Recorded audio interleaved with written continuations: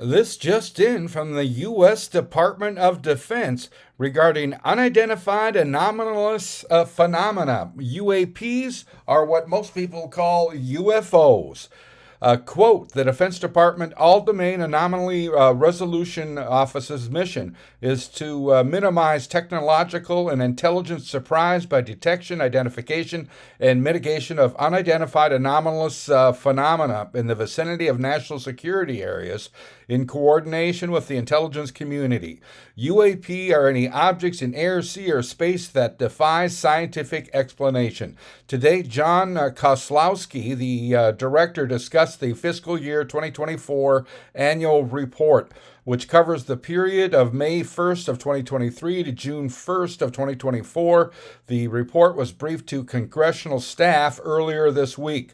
The report covers UAP from May 1st of 2023 to June 1st of 2024 and all UAP reports from any previous time periods that were not included in an earlier report.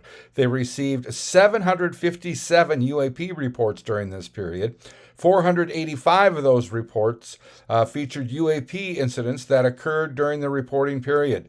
The remaining 272 reports feature UAP incidents that occurred between 2021 and 2022, but were not reported until this reporting period. They have successfully resolved hundreds of cases in its holdings to commonplace objects such as balloons, birds, drones, satellites, and aircraft, Koslowski said. Only a very small percentage of reports are potentially anomalous, but these cases that require significant time, resources, and focused scientific inquiry it's also important to underscore that to date, they have discovered no verifiable evidence of extraterrestrial beings, activity, or technology. None of the cases resolved pointed to advanced capabilities or breakthrough technologies, he pointed out. Over 900 reports lack sufficient scientific data for analysis and are retained in an active archive. These cases may be reopened and resolved should additional information emerge to support analysis.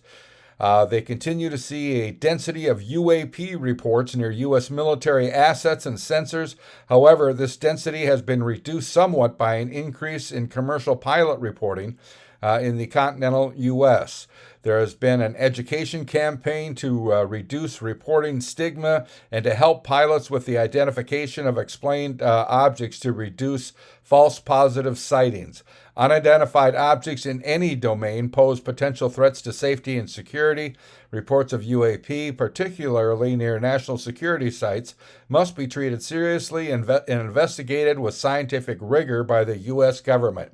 The AARO is working to expand UAP reporting to more interagencies like the Federal Aviation Administration, Koslowski said. Also in the near term, the AARO hopes to work with allies and the American public on UAP engagement and expand the scope of its work to include non-national security sites in the U.S. Another aspiration of the AARO is to more rapidly speed up the declassification process of UAP reports, and such more declassification experts are being hired. Meanwhile, the AARO continues to review the U.S. Historical record relating to UAP and will release a second volume of its congressionally directed historical record report. We welcome any former or current government, civilian contractor, or military service member with relevant information to reach out to us at aaro.mil. AARO has taken meaningful steps to improve data collection and retention, bolster sensor development, effectively triage UAP reports, and reduce stigma of reporting UAP events, he said. In the coming year, the AARO will prioritize building partnerships, promoting increased transparency, and scaling up the work of the office. For every UAP report, operational or historical, they'll follow the science and data wherever they lead. We are committed to sharing as much information as possible at the unclassified level to inform the public of our activities and findings.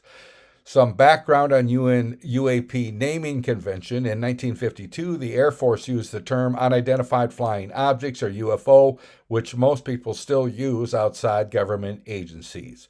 In 2022, UAP stood for Unidentified Aerial Phenomenon.